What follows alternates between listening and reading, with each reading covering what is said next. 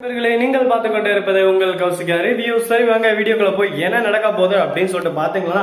இதெல்லாம் நடக்க கூடாதுன்னு நினைச்சேன், ஆனா இதுவே நடந்துருச்சு. இப்ப என்னடா பண்றது, சுபா செம்ம டென்ஷனா இருக்கு, ஒரு பக்கம் ப்ரெஷரா இருக்குங்க. ஏன் எதனால அப்படின்னு சொல்லிட்டு பாத்தீங்கன்னா, ஒரு பக்கம் மூஞ்சி புண்ணையா இருக்கே, என்னடா ராஜேஸ்வரிக்கு எதனா ஆப்பா அப்படின்னு சொல்லிட்டு நீங்க கெஸ் பண்ணிட்டு இருப்பீங்க. ஆமாங்க, ராஜேஸ்வரிக்கும் ரஞ்சிதாக்கும் சரியான ஆப்பு. கரெக்டா குழந்தைங்க விஷயத்துல விளையாடினா சும்மா இருப்பாங்களா சொல்லுங்க பார்க்கலாம். வீடு விஷயம் வேற, பள்ளிக்கூடன்ற நேரம். பள்ளிக்கூடத்துல சின்ன நூலுல வந்தா கூட அது பெரிய அப்படியே சும்மா பூகம்பம் மாதிரி வெடிச்சிடும். அந்த மாதிரி தான் இப்பயும் பேரண்ட்ஸ் எல்லாம் ஒரு பக்கம் கொந்தளிக்கிறாங்க. யாராலன்னு சொல்லிட்டு எல்லாம் மல்லியாலன்னு சொல்லிட்டு சொல்றாங்க. இப்படி சொல்றதுனால ரஞ்சிதாவுக்கும் ராஜேஸ்வரிக்கும் ஒரே குசால ஒரே கொண்டாட்டம். அப்பன்னைக்கு மல்லி கதை முடிச்சுடா அப்படின்னு சொல்லிட்டு. ஆனா இந்த இடத்துல நம்ம சந்திரகாந்தா மேடம் வர்றாங்க விசாரணைக்கு. அவங்க வந்தா உண்மை எப்படி இருந்தாலும் பல விதத்துல வெளியே வந்துடும்.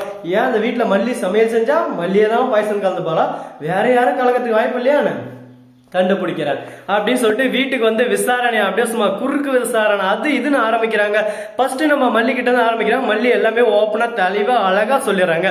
சரி மல்லி விட்டு ரஞ்சித் கிட்ட போறாங்க. ரஞ்சித் ஒரு பக்கம் அப்படியே விதி கலங்குற, ஒரு பக்கம் பார்வை எல்லாமே தடுமாறுது, வாய்கள் வார்த்தை எல்லாமே ஒரு பக்கம் கொளருது. இதுல இருந்தே ஒரு பக்கம் நமக்கு ஐடியா வருது அப்படின்னு சொல்லிட்டு நம்ம சந்திரகாந்தா மேடம் சைலண்டா சரி கொண்டா வெயிட் பண்ணு அப்படின்னு சொல்லிட்டு அடுத்து நம்ம ராஜேஸ்வரி போல்டா பேசுறன்ற பேர்ல ஓவரா பேசுறாங்க. கரெக்டா அவங்க கிட்ட இருக்கிற தப்பா மறைக்கிறது கொஞ்சம் அதிகமா, வார்த்தைகள் கொஞ்சம் அதிகமா வரும், வார்த்தைகள் கொஞ்சம் கம்மியாவும் வராது.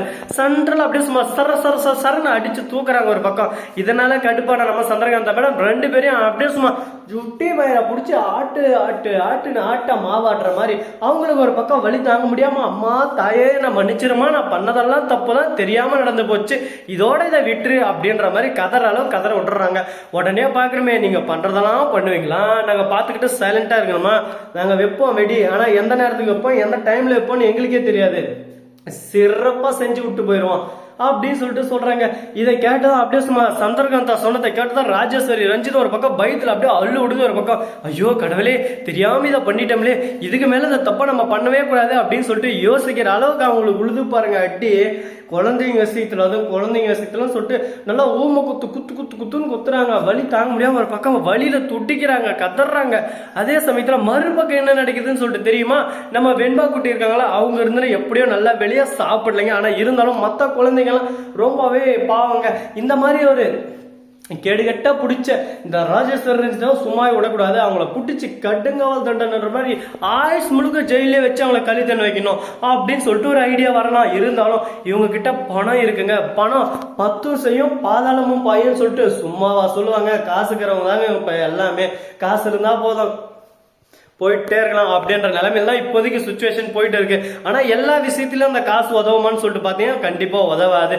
கரெக்டா எவ்வளவு பெரிய ஆளா இருந்தாலும் செய்யக்கூடாத தப்ப செஞ்சுட்டா அவங்க காசு என்னதான் வச்சிருந்தாலும் அவங்களுக்கு சிறப்பான ஆப்பு காத்துன்னு இருக்கும். அது போலதான் இப்ப நம்ம சந்திரகாந்தா இருந்தாலும் ரஞ்சிதாவுக்கும் ராஜேஸ்வரிக்கும் கொடுக்க போறாங்க.